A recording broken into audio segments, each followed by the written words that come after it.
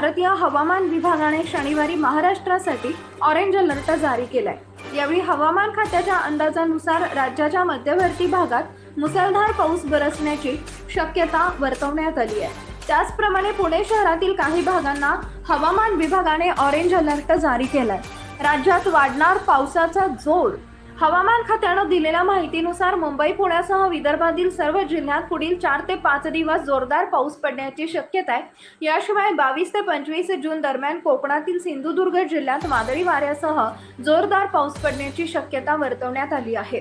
विदर्भातील सर्व जिल्ह्यात 25 जून पर्यंत हलका ते मध्यम स्वरूपाचा पाऊस पडणार असल्याचा अंदाज व्यक्त करण्यात आला आहे। या भागांमध्ये जारी केला येलो अलर्ट। राज्यातील काही भागांमध्ये येलो अलर्ट देखील जारी करण्यात आला आहे।